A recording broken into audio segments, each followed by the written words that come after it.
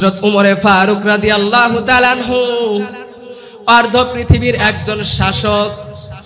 কেমন ছিল তার তাকওয়া, কেমন ছিল তার আমানতদারিতা বোঝানোর চেষ্টা করতেছি। তাদের ভিতরে আমানতদারিতা আর তাকওয়া থাকার কারণে আল্লাহ পাক তাদের এত সম্মান দান করছেন। তারাম ভাই খেয়াল করে শোনার চেষ্টা করবেন। হযরত উমরে ফারুক রাদিয়াল্লাহু তাআলা আনহু আরেকদিন রাত্রিবেলা ঘুরে বেড়াইতেছেন, তার জনগণের অবস্থা দেখতেছেন।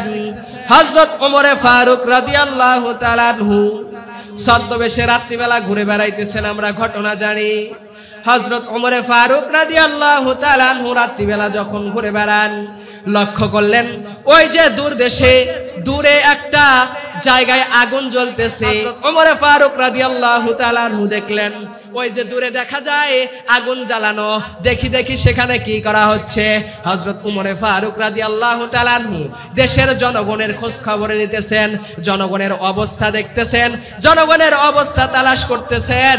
হযরত উমরে ফারুক রাদিয়াল্লাহু তাআলা আনহু উনি যাওয়ার পরে দেখতে পেলেন একটা মহিলা পাতিলের ভিতরে পানি গরম করতেছেন, আর পাশে কয়েকটা বাচ্চা বারবার কান্না করতেছে আর বলতেছে, আম্মা জান খাবার দাও, ও মা খাবার কখন রান্না শেষ হবে, আমাদেরকে খাইতে দাও, আমরা বড় ক্ষুধার্ত, আমরা পেটের ক্ষুধার জ্বালায় সহ্য করতে পারতেছি না, ও গো মা তাড়াতাড়ি করে খানা দাও, কখন তোমার রান্না শেষ হবে। তো উনি কিছুক্ষণ দাঁড়া থাকলেন। দাঁড়া থাকার পরে দেখতেছেন না অনেক সময় পার হয়ে যায় না, তো শেষ হয় না। উনি এগিয়ে গেলেন। উনি যখন আরো একটু কাছে গেলেন, কাছে গিয়ে বুঝতে পারলেন, লক্ষ্য করে দেখলেন পাতিলের ভিতরে কোনো খাবার নাই, পাতিলের ভিতরে রান্নার কোনো সবজি নাই, পাতিলের ভিতরে শুধু এরকম পাথরের টুকরা রেখে মা পানি দিয়ে এরকম রান্নার ভান করতেছেন আর সন্তানদেরকে সান্ত্বনা দিতেছেন। হযরত ওমরে ফারুক রাদিয়াল্লাহু তাআলা আনহু উনি এই ঘটনা দেখার পরে উনি দাঁড়া আছেন। দেখি তারপর মহিলা কি করেন। এই ব্যক্তিটা, এই মহিলাটা যখন রান্না করতেছেন পাতিলের ভিতরে কোনো সবজি নাই, আর একটা কথাই মুখ দিয়ে বলতেছেন, আমি আল্লাহর কাছে নালিশ করব, আমি ওমরের জামানায় থাকার পরেও, ওমরের শাসন ব্যবস্থায় থাকার পরেও আজকে আমি না খেয়ে আছি, আমার সন্তানরা না খেয়ে আছে। কিয়ামতের ময়দানে আমি আল্লাহ পাকের কাছে ওমরের নামে নালিশ করব। হযরত ওমরে ফারুক রাদিয়াল্লাহু তাআলা আনহুর অন্তরটা কাঁপে গেছে।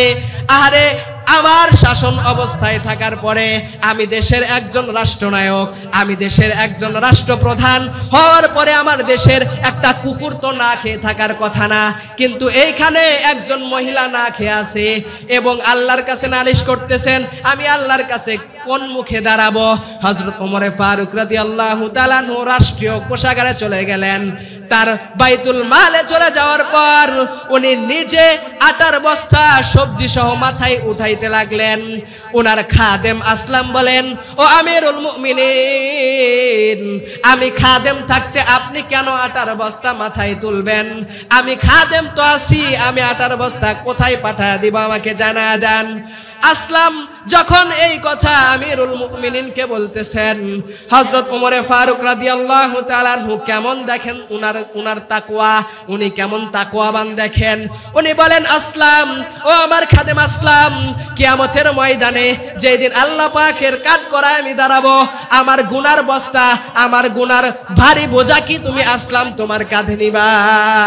আল্লাহু আকবার। মেরে মুহতারাম ভাই, ওমরে ফারুক রাদিয়াল্লাহু তাআলা আনহু অর্ধ পৃথিবী শাসন করছেন।